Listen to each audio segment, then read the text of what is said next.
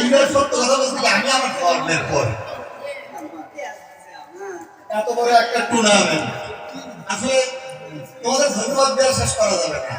আমাদের বড় যারা ছিল তারাও কখনো আমাদেরকে এই ধরনের উপহার দিতে পারেনি।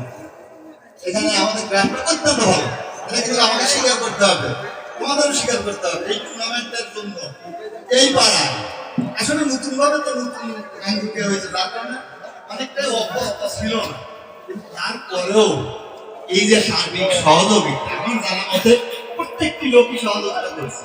আমরা চাবো আমি কথা সূত্রে আমি আবার যাই একটা কিনছি আর 10টা কিনছি। আমরা চাবো কমিটি আসলে আমরা তো অবশ্যই আমি মনে করি যে হয়তো আমি পদ পাইলে আমি পদে যদি আমার জন্য যদি ক্ষতি হয় সেটা নিশ্চয়ই আমি চাইব না। এরকম মন মানসিকতা আমাদেরকে থাকতে হবে। দ্বিতীয়ত আসসালামু আলাইকুম ওয়া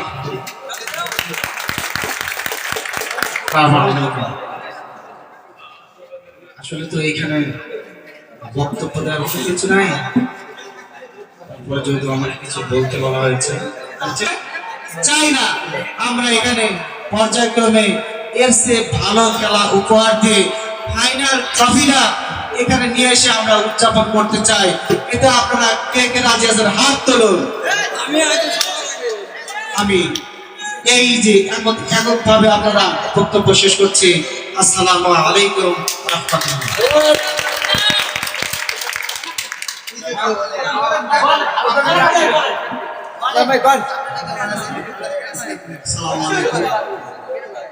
সম্মানিত উপস্থিতি, আজকের বিষয়টা তো হলো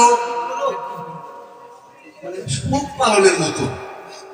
যেহেতু আমরা হারিয়ে গেছি, এই খেলার সাথে যারা সম্পৃক্ত ছিল, যারা সবাই আনন্দের সাথে যে একে অপরের সাথে কাজ করার কারণেই কিন্তু আজকে আমরা সবাই একত্রিত হয়েছি। এখন আমার একটা অনুরোধ হলো যে এই একত্রিত থেকে আমরা যেন পরবর্তীতে এর চেয়ে ভালো কিছু করতে পারি। বিশেষ করছি আসসালামু আলাইকুম।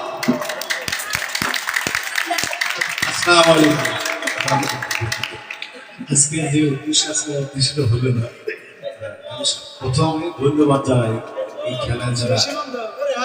খেলার জন্য পরিশ্রম করেছেন সবাইকে আমি ধন্যবাদ জানাই। খালি শুধু আমার পাড়া বাকি যেটুকু হয়েছে সমাপ্তি ঘোষণা করছে, খাবার তৈরি করা হয়েছে। আপনার ধৈর্য সহকারে খাওয়া দাওয়া করবেন, কেউ হই হাল্লা না করে যার যার আসলে শেষে বসে বলে খাওয়া দাওয়া করবেন।